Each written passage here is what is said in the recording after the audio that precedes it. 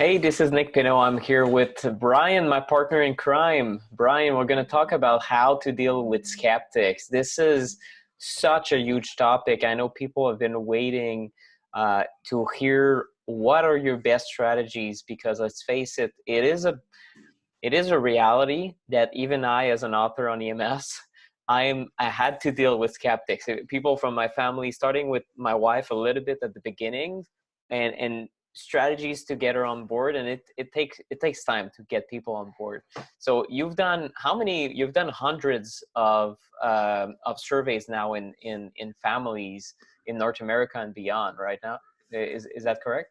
Yeah, probably nearing 1,000 now. Nearing a So thousand. So you have yeah, a lot of experience with a lot of people from like where the husband is skeptical, or the kids, or the teenagers, or the wife, or the grandparents, or all sorts of skeptics. Um, let's start at the beginning. Like you enter a home, you do a survey, and you realize there's that person who's kind of their body language says like we're wasting money on this, right? How do you get them on board? Let's start with like the worst case scenario kind of type. well, you don't talk to them about the EMF, about what you're there for. Number one rule. You try to talk to them and find out a little more about them personally, what they're Hmm. into. Yeah. It's kind of just connecting with them on a personal level and asking what they do, finding out what their experience is and what their, and kind of, usually the person has let me know that the other person is a skeptic, Yeah. or they want nothing to do with it.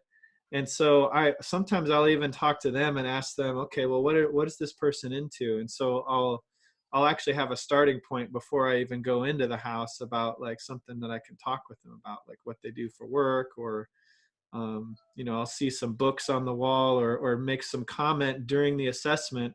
And there's something that I can relate to them about and start talking with them about. And the key first part is to just get them talking, get them to go from this to this and actually talking with their hands. Yeah. Because when someone starts talking with their hands, that's when you know that they're actually passionate about something. Yeah. So I, So I, I guess this is what you've shared also during the course is instead of being confrontational, especially with people, like I sometimes, I don't know, if my wife is not doing something, not hitting airplane mode at night, maybe I'll be reactive to it, like, no, you're doing something wrong. But instead, being calm and connecting on a personal level with the person when you're having this conversation, because yeah, no one wants to be told what to do, and sometimes I do it because of course like it's my work, kind of professional deformation, like no, you should do this way. So connecting on a very personal level, I guess, is how that would translate for people listening to this. Like when you're having this conversation with people that are skeptic, it's tempting to to kind of be in that level, but instead try to bring compassion, and try to have this level of conversation with them. yeah, there's levels. There's, for on the assessment, that's one thing. But if you're having a conversation with a family member, you can have many points of connection, like before, especially before you bring something up that might in the past have been confrontational. If the person feels like you're all of a sudden out of nowhere just blindsiding them with, why did you keep your phone, why didn't you put your phone on airplane mode Mm. at night, like I heard it ring like in the middle of the night, or whatever it Yeah. might be. uh just connecting with them in some way beforehand, ease into that conversation, because people don't like to be blindsided by something. They don't, if they really are skeptical, it usually comes out of a sense of being protective of the family and Mm. not wanting to waste money, wanting to save the family resources to protect the family. So a lot of times it is the men of the household that are the ones that are skeptics. But we've had a lot of women, and then there's teenagers that are skeptical as well. But with men, there's this sense that they want to be the man of the household, and be able to protect their family. And usually what happens is the wife is hiring another man to come into the house, and basically come up with a protocol to protect his family. Oh, And okay. Wow. that's a dynamic that no man ever really wants to have another man come into their house and tell them what to do, how to protect their family, and that sort of thing. So that whole situation has to be diffused right away from the start, with some kind of connection, man to man or skeptic to the consultant, you know. And if you're just talking about this from as a family member, that connection time, even before you start bringing up things that you want to change or whatever, um, it's, you know, the way that we interact as human beings, we crave that kind of connection. And if we don't feel connected before bringing up something that's a little bit confrontational or controversial, then it's a really steep uphill battle to get anything done. So are you So, saying if you're going to have this conversation, maybe I'm taking this class, electro pollution fix. So wait until you have a bottle of wine, you're in a good mood, and it's Saturday evening kind of thing? well, you could do that. That could be the recipe for success or disaster, depending on the It's true. situation. Yeah, it's true. Yeah. Like, oh, I see you're just buttering me up so you could talk to me about getting rid of Yeah. Wi-Fi. Like, in some cases that might be It's true. needed, but you know, the point is that if you're having problems in a relationship, you should try to work through some of those problems before bringing in more controversy. Hmm. So get things to settle down in other areas. If you're just in an argument with somebody, or there was a little, you know, little spout or quarrel or something like that, make that right first. Don't bring that to be the worst time to bring up anything that's controversial to a skeptic is when they're already mad at you. So Yeah. make Yeah. sure that you're on good terms with the person, and that you have some lighthearted conversation. And then you know, when you start to share from your heart, and you understand that this is a big deal, this is something that you want to change in your household, so speak from that, you know, like, I really want to make this as safe as possible. And even if there's a 1% chance that this stuff is harmful, I think that you know, if it wouldn't hurt things to leave the Wi-Fi off at night if we don't need it, then don't you think that if even if there's a 1% chance that it could harm us, that we could do that? um, and you know, just asking questions and not being forceful about it, and then also being willing to compromise on things. You know, Yeah. there's some things where you can take a hard line, and other things where it's like, you know what, you really just need to take this one step at a time. Try something first. Don't try to do everything all at once, uh, and change people's whole lives and their behavior. And part of this course has been to kind of help guide people through what they can do and what you can manage, all these different steps, because it can be super overwhelming, all the changes that need to be made. Hmm. So with skeptics, the easiest thing for them to wrap their mind around first is light. So don't even start with the Wi-Fi router if you're going to start on this whole journey and you've taken this course and everything. The Wi-Fi router's not always not the best place to start, if people are really attached to it. If you kind of, and you those of you that are listening can kind of get the sense of, like, if the Wi-Fi goes off, like, if you think if the Wi-Fi goes off, then someone's going to yell in like two or three other rooms and say, what happened to the Wi-Fi? Yeah. Then you know that the Wi-Fi might be a little bit of a touchy issue. Is their But lifeline? yeah, so, but light is a super simple thing to do. You can, you know, we did that exercise in the module where we videotape in slow motion the lights, getting them involved in that process of look, this light's actually flickering, and then talking about how it's a strobe light effect, and it can have some neurological consequences. And you know, for people that are prone to epilepsy, it can give them seizures and things like that. That's something that you can, you know, you can see. It's an EMF that you can see, and you can videotape it, and you can show them that just on their own phone, even, that's having an effect. And that, look, this is running on the electricity that's pulsing all the time. uh, this is also running through our walls, pulsing all the time, even though we Hmm. can't see it. So Yeah, the that's a good light is point. really a visible, you know, it's a visible way to see what the electricity is doing. And then you can kind of explain how the electricity is doing that. And then the higher frequencies are also doing that. They're just invisible as well.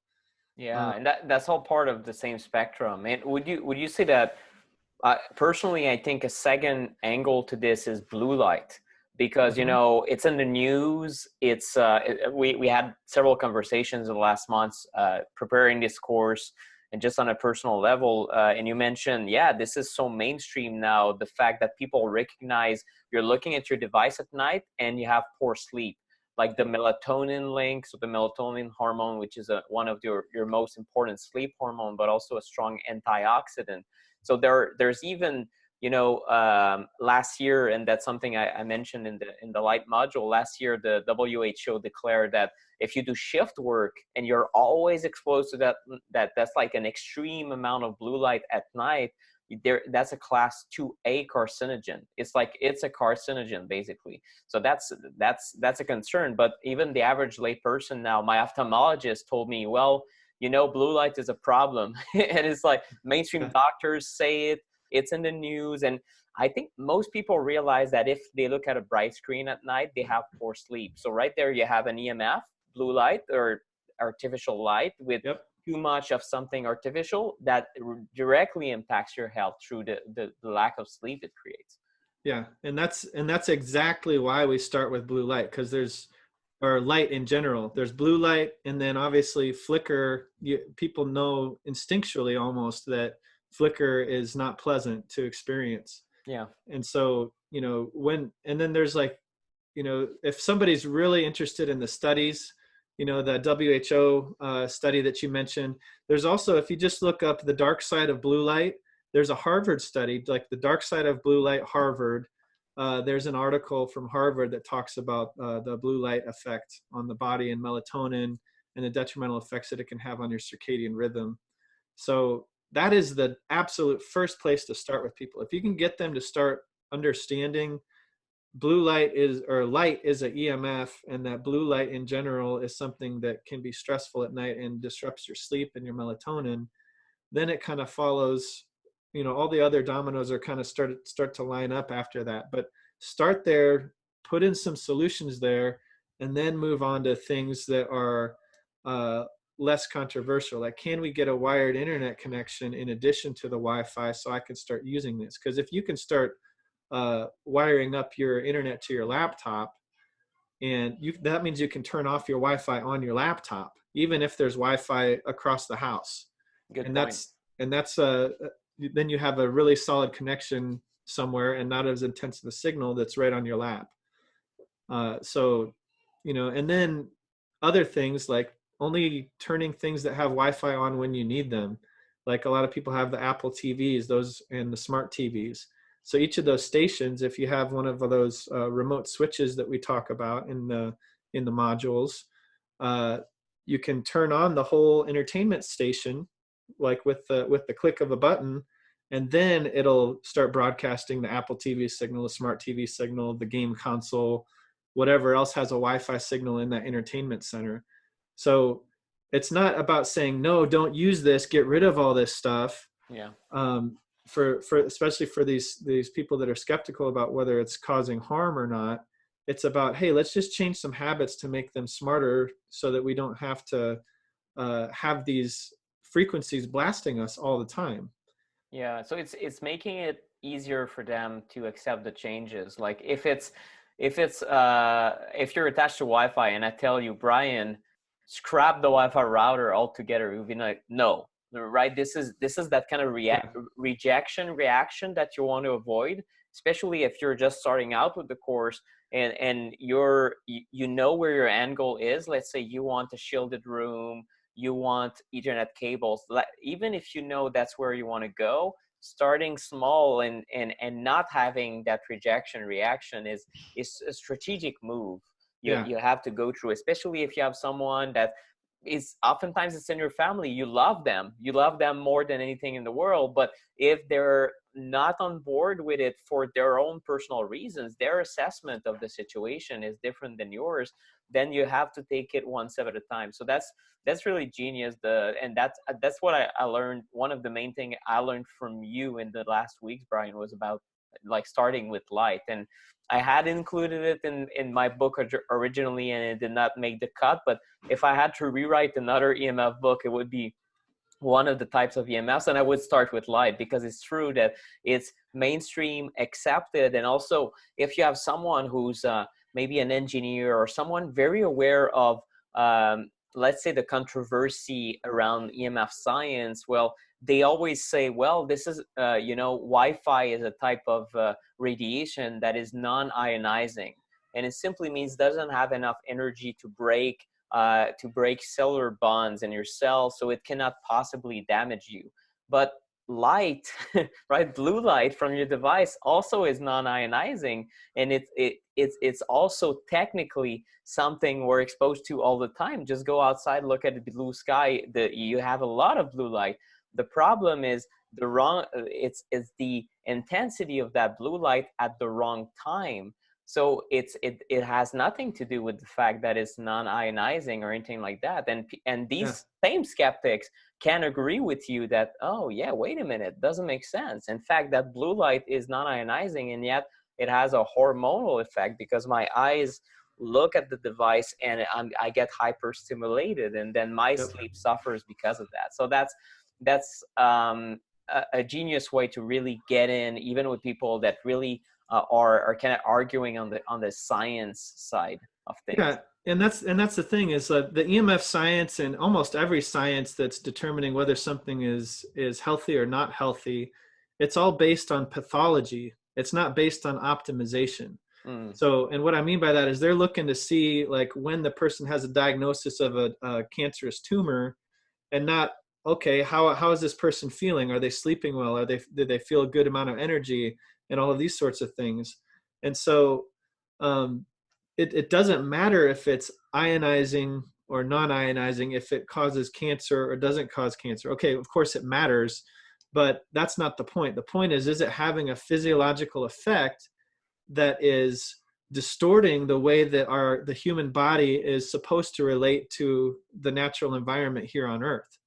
yeah. And if the answer is yes, it is, like blue light is, then that's a detrimental stressor that we need to adjust so that we can live in more harmony with the way that we're supposed to live as humans on this planet.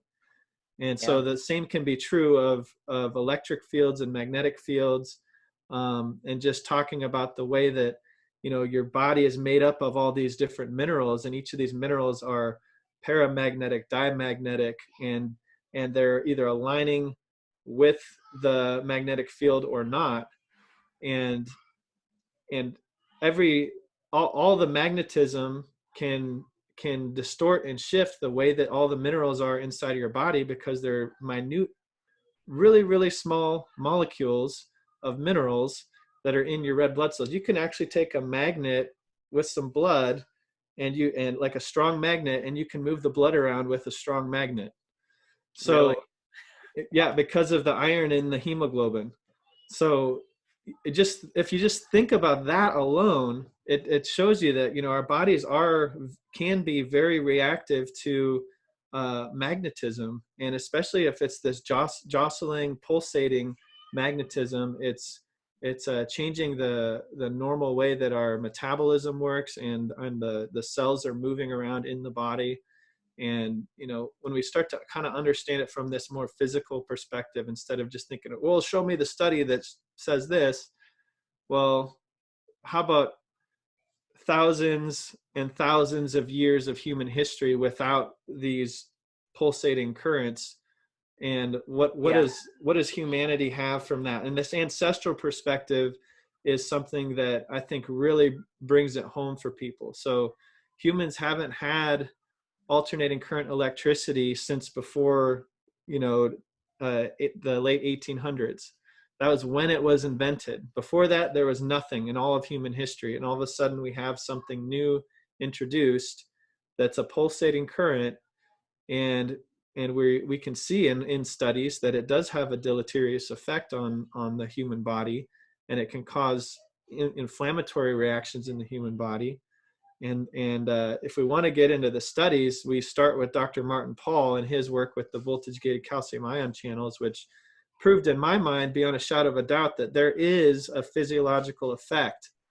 And so, the studies are something you can eventually get to with a skeptic, but it's not where you start. You have to start with that connection first, and start with light, and then connecting with the person, then talking about light, and then from there going on to some of the other things, and not making it a big deal. Have them make the ultimate decision about what the changes are, and asking Yeah. questions. And then I loved what you said about getting them to preventing them from saying a hard no right in the beginning. In fact, you can also supplement that by asking a question that they're going to say yes to, like 2 or 3 questions that that the person's going to say yes to, and then ask the question about, do you think we could possibly turn the Wi-Fi off at night? And they've already said yes 2 or 3 times, and so it's you got a lot better chance of them saying yes again, Yeah. as opposed to being like, can you leave your phone on airplane mode? No. Can you do this? No. Can you turn the Wi-Fi off at night? No. Like, Stop asking me. Yeah. yeah. Yeah. So you gotta get some things that are slam dunks to first. Hey, do you think we could change out this light bulb? Who's gonna say no to that? Like that. Yeah. That there's a much lower chance of people saying no to changing out a light bulb that doesn't flicker, versus turning off the Wi-Fi at night, or asking them to put their personal phone on airplane mode. So it seems like a lot of this might seem complicated, but as you kind of go through this video from the beginning to end, you'll see that there's actually a rhyme and a reason to how we've talked about this with connecting with the person, talking about the light, and then eventually getting into the actual practical tips and solutions, and asking questions about what they're willing to do, and then moving on to some of the studies. The studies are just icing on the cake. It's not something that's the real core of what you need to address with skeptics. Yeah, and it's not necessarily a battle here in the brain. Sometimes it's in the heart, it's in the emotions. Like, don't take away my stuff. You're overstepping. Like, I don't know, like you're getting rid of my Wi-Fi, but my Wi-Fi is my human right. For some, for some people, for starting at our generation, it almost made it to be added to like what is it, like the fundamental human needs, like the access to internet. So it feels Wow. like that to a lot of people, that I need to be online, and then of course they fear that if there's no Wi-Fi, you cannot, like, some people don't even realize that you can connect via wire. And I'm not joking on Yeah. this. Some people have told me, like, Nick, you don't use Wi-Fi at home, so you don't have the internet. And I said, no, I have an Ethernet cable. To say, oh yeah, that old technology. Well, it still exists. It still works. So that's even a misconception that people are forgetting, that we used to not have Wi-Fi a handful of years ago. So that's Yep. also something that they don't want to feel. If you remove Wi-Fi, there's going to be something else. Or if it's in the middle of the night, of course, you don't need it, right? So Right. you can use these arguments. And something that I wanted to address is, when you make these changes following the course, so whether it's the light bulbs, or now you enter maybe the module about the electric fields, and you have this remote switch to turn off certain things, or you ground certain things, whatever you follow in this course and want to take action on, get people involved. And that's something also Mm-hmm. you mentioned in the course, Brian, is like, when you have these, let's say you purchase the ESI24, you have the EMF meter, even if you want to figure out how to use it, kind of ask the question, or ask the skeptical person for help. And that's really genius, I think. Yeah, yeah, you have to. They have to get involved, and especially if it's the man that's the skeptic, you've got a tool in your hand, and you're asking the man how to use the tool. Yeah. You know, it's kind of just think about Tim Allen. Or, of course, I'm going Yeah. to show you how to use a tool. Yeah. Like, Yeah. but once you have something that can show you a visible indicator of something that's invisible and give you an audible reading of something that's inaudible, then it helps people to realize that that this stuff actually does exist, and it's really high in some areas and not in other areas, and it's showing up on this little meter that you have. And when you start to kind of realize that, you're like, oh yeah, well, I'm starting to detect all of these things, and does it have an effect on my body? And this is the situation where if you do ask them to do that and be like, well, let's go outside and test, let's see what it is like out in our backyard, and then you can test things like, oh well, there's no electric field out here, and there's no magnetic field. Let's go to the park, let's bring the meter to the park, and let's test Yeah. out there, in the middle of nowhere where we can't, let's go in the cave and see if there's any wireless coming into that cave that's over at that state park down the street. So there's multiple things you can do, and you kind of start to connect people with this idea of, gosh, our home is not a real natural environment, but out here there's nothing in out in nature. There's if there's going to be cell phone towers and things like that, but that's why I bring up that the idea of going into a cave, seeing if there's any wireless radiation in the Mm. cave, and then of course make sure that the phones are off and that sort of thing, so you're getting an accurate test. But I think that the disconnect with so many skeptics is not realizing the type of environment that we've created here in the 21st century versus what it was before, before pre 1890. And that's what we want. We want to go back into an environment like our ancestors had. This is what human bodies were meant to, that we were created to be in. We evolved with that type of environment. Whatever you believe, doesn't matter, created, evolved. This is what humans were meant to be in, is an environment that's free of these pulsating types of electricity Mm. on the electromagnetic spectrum. And so if Yeah. you can show them that with a meter and have them go out and test these things in these different areas, it's kind of like a little science project or an experiment where you can go out, especially if you have kids, like, let's take the kids Yeah. out and show them this, and it could be a whole field trip day. We can go Well, test all of this stuff. I took the line EMI meter throughout my home, and my Elliot, who's not even 2.5, was holding it, and he's like kind of imitating the sound that it does, and he's plugging it in the outlets and want to test them out. And he was super bummed when we finished the testing of all the outlets.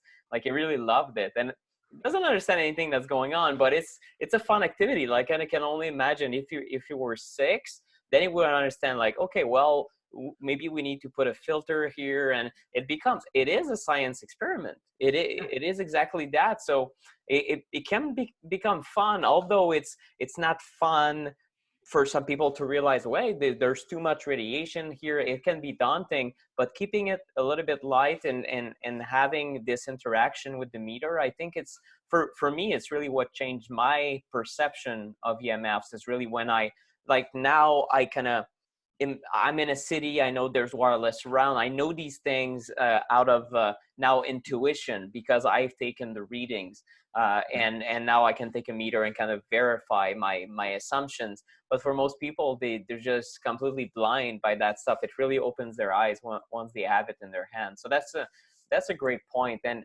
I'm wondering, though, the I guess there's 2 points I wanted to address with you, and something I never asked you. How do you deal? Let's say you're someone is taking the class right now, and their husband or their wife is someone addicted to technology, and I'm thinking like 100% smart home, everything is emitting wireless. Have you seen those situations? And it makes it very difficult to kind of open people up to, well, you've installed all these things, like they're really, really gadget heavy. They want to control the lighting on their phone and everything like that. Are there solutions for these kind of situations? Yeah. So, number one, what I want to say is that let's not lie to ourselves. Everybody is addicted to some level to their technology. Yes, yes, You know, I mean, computer so and yeah, yeah, but yeah, like what you're saying is it's true. Like I've had a lot of homes that we've gone in and done assessments for, and there's people that are do have like a smart home and they're proud of it. They yeah, love all of their smart technology, how everything's automated and everything. And so I just I talk about the technology like, hey, it's really cool technology, you know, but we need to use it in a smart way, you know. And so I just start to show them on the meters like what they're doing, like this is emitting and that's emitting, and eventually it's like, okay, well, what other smart technology do you have? Okay, what does that do? How does that work? And you don't just get caught up on, oh, this is bad, it's a bad signal. You yeah, ask them about, okay, what does it do? Oh, that's really neat. That's very convenient. You acknowledge that the technology is actually there, it's very good. It can give you some kind of yeah. benefit. It is cool. I mean, Yeah, it it's is cool. like I would be if it weren't from my work around EMS, I would probably be installing these. Like I'm the kind of guy that would love these gadgets. It's unfortunate that at the moment, like well, it's not. I'm glad that I know this stuff, but I would be attracted by such a technology personally because I'm a computer geek and I modified my own computer when I was a teenager, and like I would do these projects. It's just that so yeah, it's great that you acknowledge that, you know, this is, instead of being again confrontational, like, oh no, you installed this skill grid inside your home, or being hyperbolic about it or too Yeah, aggressive. So it's, yeah, it's a good approach, again, yeah, being respectful and human about it. yeah, yeah. And really, sometimes I feel like Jekyll and Hyde on assessments because, like, one minute I'm talking to the person that's really into all the technology, and the other person's in the background, like, oh, what's he doing? He's like he's endorsing all these products that I want to get rid of, and Yeah, you know, like, but really, what I'm doing is I'm helping to buffer this situation between the polarization that's happening in the yeah, house. yeah, And when I sense that that's happening, I act as the person that's kind of coming in there and being the mediator almost. Okay, like yeah, how can, and honestly, that's how you have to get things done. You have to build a coalition with the skeptic, and then start to talk about some different compromises you can have. So yeah, this technology is really cool and it's very convenient. Let's get the reading on this and see what this is doing. So does this need to be on all the time? When does this need to be on? And then starting to talk about priorities with the people. And when you talk about priorities with everybody, like, you know, we in the class, in the course that we've taught, we talk about how the bedroom is the ultimate priority. So hmm, usually we can get the skeptics on board with like, can we just get everything out of the bedroom? If we can just do that, then the stuff out here doesn't matter as much. But we just start here in the bedroom, and let's do that and see how you guys feel. And you know, we want to shield this space because we've got all these cell phone towers that are blasting in. And I'll show them on the meter what's going on, measuring their body as an antenna. And that's really cool for them to geek out on too, because they can actually pinch the tip of the meter that we have there, and they look at the reading go up. And then we can have, like, sometimes we'll even have a Faraday tent with us and go in there, and that's cool technology. This is new it is, Faraday technology, cutting yeah, edge. And and then usually on the assessment I'll mention that, we've done some assessments for professional athletes. They're doing this for recovery now, like going into this Faraday tent that's grounded and it's blocking out all these electric fields and the wireless radiation. And this is something that's really cutting edge that a lot of athletes or professional athletes are using, and other people that I don't have the liberty of mentioning. So like, but people that are into technology, like the smart technology, they want to be on the cutting edge. And so if they hear about, like, look, we can, you know we can have all this smart technology, but there's probably some consequences to it. And so we got to be smart about how we use the smart technology yeah, yeah, and like develop better habits, because we've never had this exposure before. So after you have all that connection time and talking about how cool the technology is and everything, then we kind of get into like, okay, this is all really neat, but look at what we're detecting here. and then just talk about it from a priority standpoint. Let's get the bedroom right, and then you kind of move on from that. But and usually at that point you have a good rapport with this person, and talking with them about these things, and they're ready to say, yeah, we do need to do something about this. If it means I can keep some of my technology and make it safer, Mm. whereas before, if I just said a hard no from the beginning, oh, we need to get rid of this, put that on the list, I'm going to write this down, sir, you have a violation here. Yeah, exactly. Well, it feels like it. Exactly. It feels like you're the EMF police, and you're kind of giving them like a Well, laundry list of things they're gonna lose in their lives. Like, that was actually my nickname from Brian Richards at Sauna Space. He called me the EMF sheriff because I went in there and like busted him for yeah, something, and then he ended up fixing everything on their whole sauna lines and everything, all their products. the But EMF sheriff. he called me the Maybe EMF it's gonna sheriff. become your nickname. No, no, no. That's too. That's funny though. That's awesome. And I was wondering, do you have situations? I know some people taking the course are especially electrosensitive in the sense that some people feel the symptoms of these exposures that we have in our everyday life way more than the average person. Some are hypersensitive, some are, I consider myself slightly sensitive, and I've become less sensitive with time. But let's say you have people that are electrosensitive. Have you found ways to connect them with the right professionals? And that's a little bit outside the scope of this work, but everyone's skeptical, and then the medical community is skeptical too. So it does fall about how to convince skeptics. What would you say to electrosensitive individuals that are taking this class and maybe they want help from medical professionals? Like, I don't know, like how can they talk about their condition and their reality without having this Stigma. unfortunate stigma Yeah. reaction from most professionals? Yeah, I mean it's difficult because if you are electro hypersensitive, then a lot of times people get it suddenly. It's a sudden onset, and so people think it's psychosomatic. A lot of the Mm, practitioners that are out there will, especially the more conventional ones, and so they're immediately skeptical of yeah, of the condition. And it's hard because the person that's experiencing this doesn't necessarily know what type of EMF it's coming from or what the trigger is. They just know that when they're on their laptop working, they get completely drained after like 5 minutes. yeah, And it never used to happen like that. Or that they feel something coming from this direction over here. And then we'll take our equipment in and we'll measure these things. And I can usually find out which type of EMF, if they have a few things that they know they're sensitive to, a few areas of the house, I can usually find out which type of EMF they're reacting to, mm, and then that kind of gives them like, okay, I'm not crazy, this there's yeah, actually something here. And I can't, that happens so often, almost 100% of the time we can find the thing that they're actually reacting to with the equipment. So um so that helps them. But as far as like convincing practitioners and that sort of thing, you really just need to find somebody who's open to that. And we have resources that we do point people to. A lot of the Klinghardt practitioners, the doctors that have been trained by Dr. Klinghardt, and then there's like Dr. Stephanie McCarter in the Environmental Health Clinic in Dallas.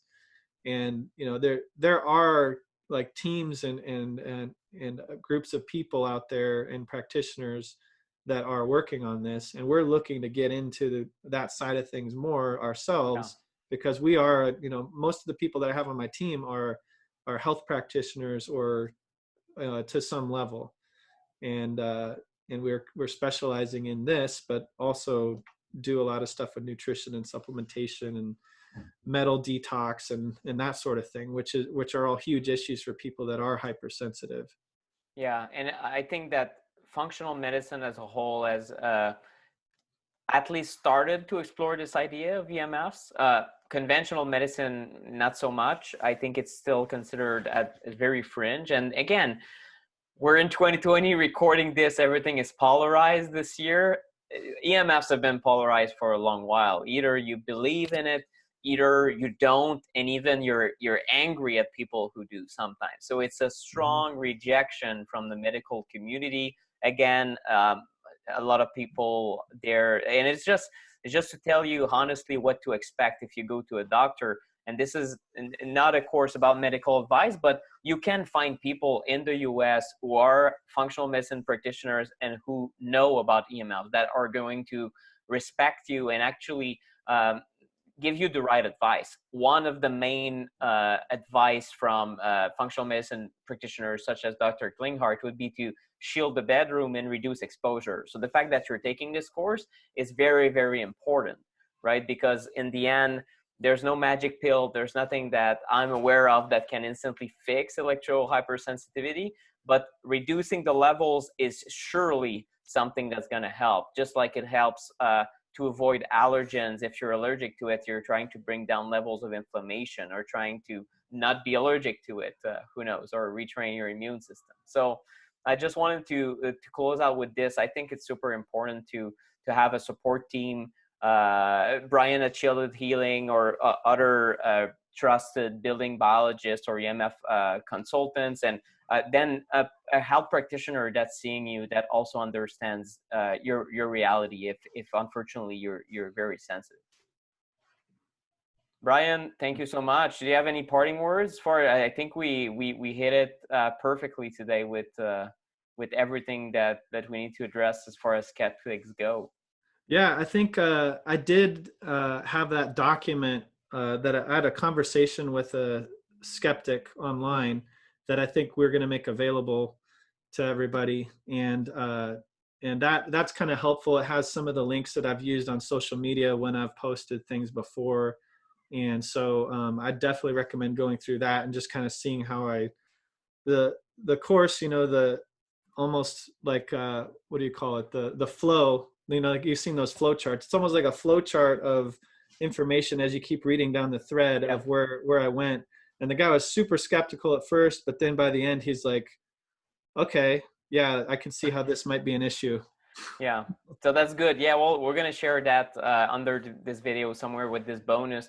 There's gonna be also a summary document of this is a long conversation, and you can listen to it multiple times if you want to grasp some concepts. But there's gonna be also kind of a bullet point version of certain things to think about, certain strategies that we've shared. So I'm gonna listen to it myself a few times. Brian, thank you so much. It's been super informative, and I know people taking the course will appreciate it. Yep, you're welcome. Always a pleasure. Yes.